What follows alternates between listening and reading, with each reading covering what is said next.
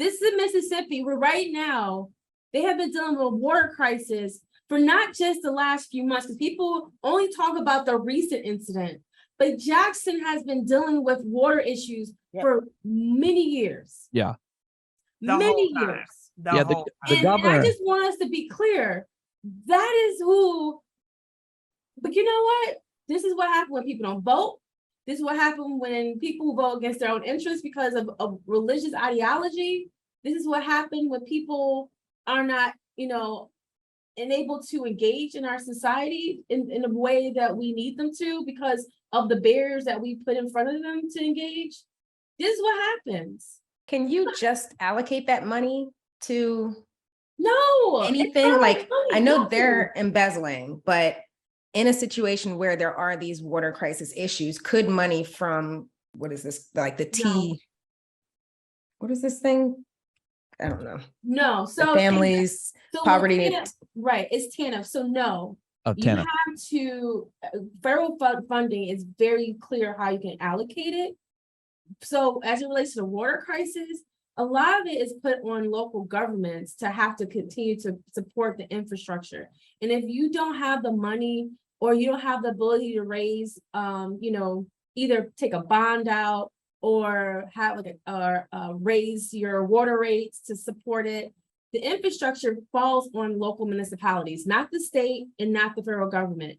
And there's no city that's older than 100+ years old that doesn't have a water problem.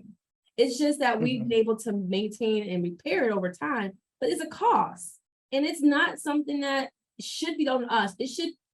Water infrastructure should be treated the same way as highway infrastructure, as street infrastructure, but it's not. And if you're a private entity, and so if you're a community and your water source is through a private entity, you still have to pay, the city still pays for that pipeline to get that water to your home. And if that city is not able to afford it and can't afford to take bonds out, can't afford to raise rates or whatnot, then this is the crisis that you're going to continue to see throughout the United States. And we have seen it in different places. And they don't have a tax base, right? I mean, the predominance of poverty in that specific community is outrageous. Yeah. So all those federal funds that were headed to Mississippi were not allocated to Jackson. No. Yeah. So it's just like, I hate stories like this because it's like you just don't care about Black people. And I mean, it's not like I don't know it, and it's not like this is like me being Pollyanna, but it's just, I hate it. I hate it. Here's the thing: it's not only Black people. You don't care about poor people. Yeah, that's the thing. At the end of the day, they don't care about poor people. And then you add the intersectionality of race on top of it.